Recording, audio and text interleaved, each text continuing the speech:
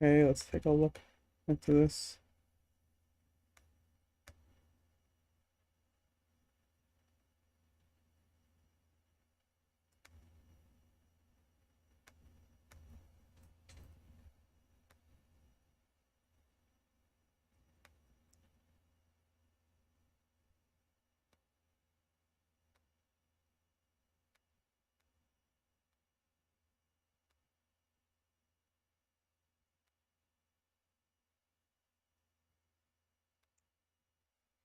Okay, so I have been very busy, very stressed, but I can't neglect everything entirely, despite how little time I have. So, yeah. So I'm gonna be going over the PBE changes. Uh, I've been looking over the week, and like they've been changing it. So there's some stuff that were on here earlier, but they've pulled. I know there was a Sejuani buff on here that was like controversial, and they've removed that. They've also changed some other things. But yeah, I'm going to go over because I think we're late enough into the week now that like what is on here is like mostly what's going to be in the next patch. So yeah, if I remember, if there's something I remember that was there and then like they changed, I'll like bring that up. But I mean, other than that, we're just gonna talk about the stuff that is just on here.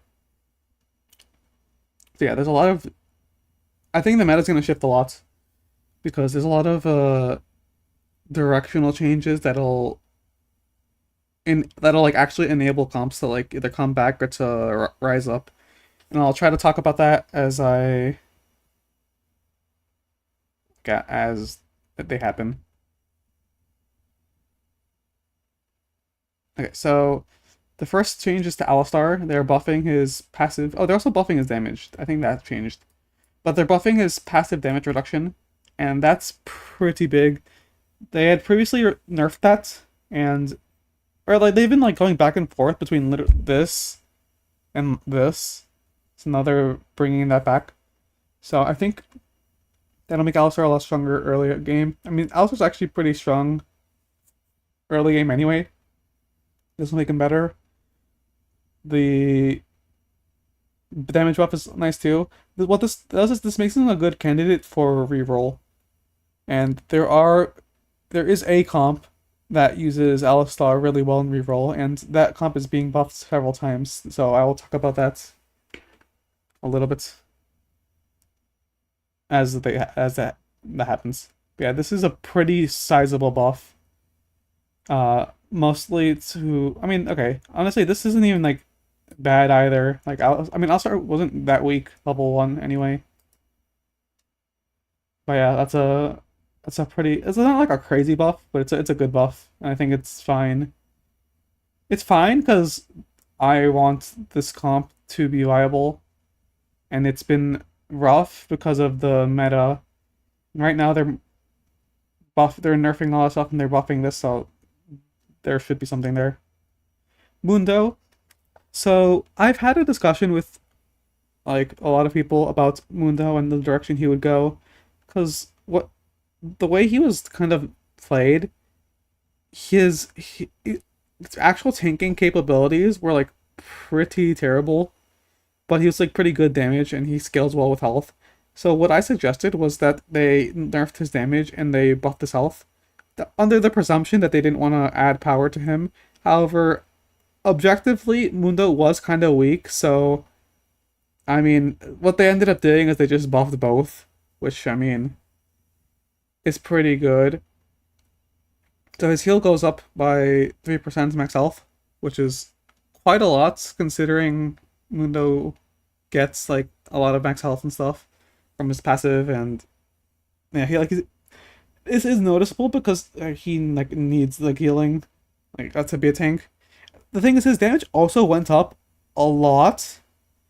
I don't really know too much about this one. Like, so his base AD goes up 70%, which is pretty noticeable considering he's a Slayer. And then the damage goes to 25% max health. It's only single target, so it's not crazy, but like, I feel like this Mundo would be really strong now, especially in reroll with Alistar and Zyra and Seraphine, which I will talk about because or not Zyra, Zyra is also getting buffed. But yeah, this Mundo change I think might be too much. The heal I think is great. I think this is good. This might be too much.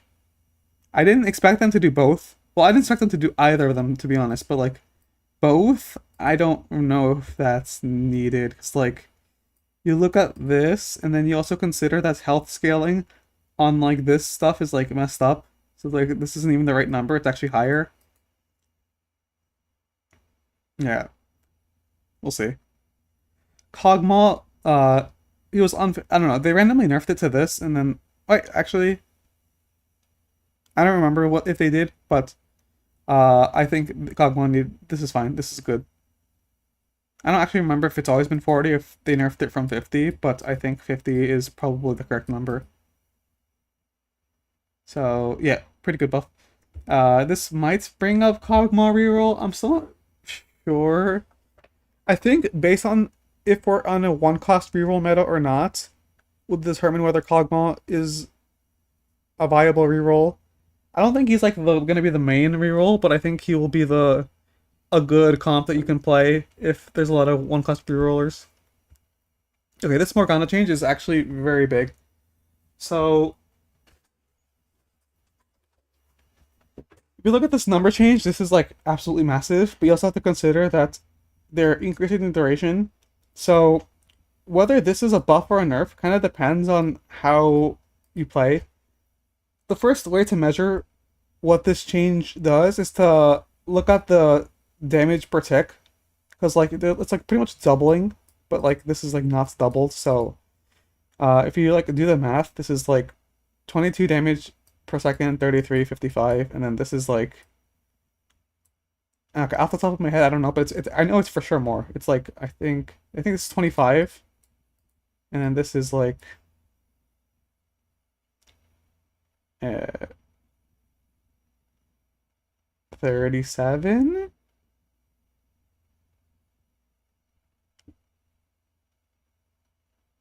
and then this is like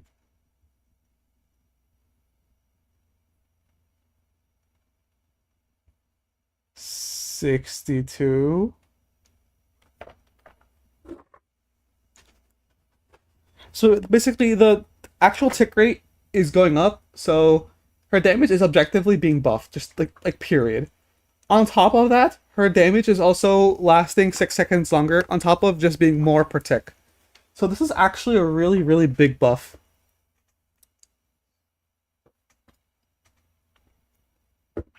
You're getting more damage per tick, and you're getting 6 more seconds of damage. I think this might make this most likely will be enough to make Morgana viable, considering that if you compare Morgana to last set's Morgana, this is like pretty much the same number. Uh, but she hits two targets. She still hits two targets, by the way. So, uh, it's over 16 seconds, which is a lot. But I feel like you could just build like a. Another thing is, I feel like this makes burn even better on her because she'll basically apply it for the entirety of combat.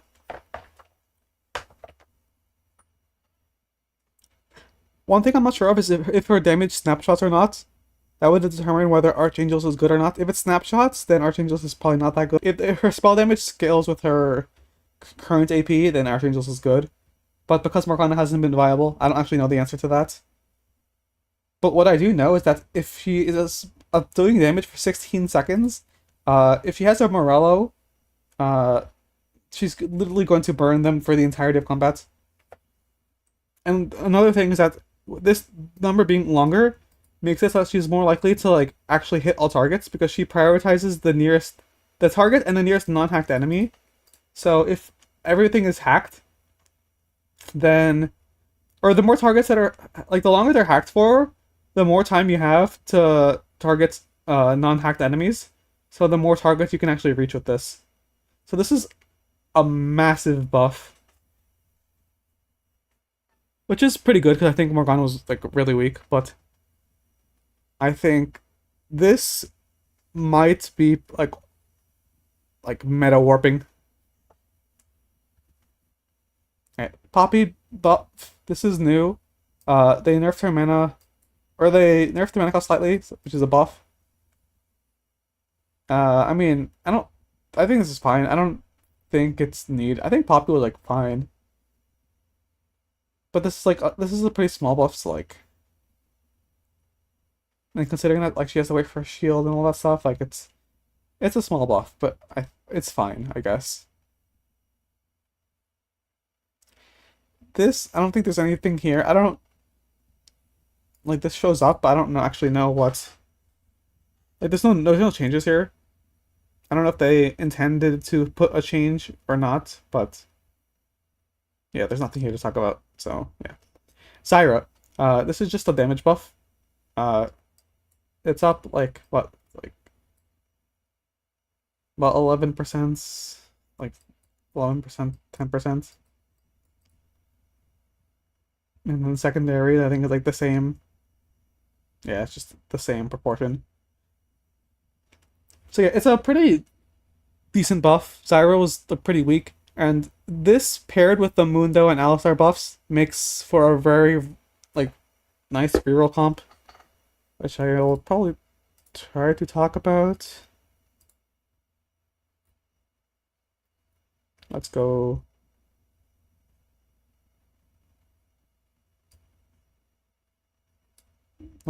Let's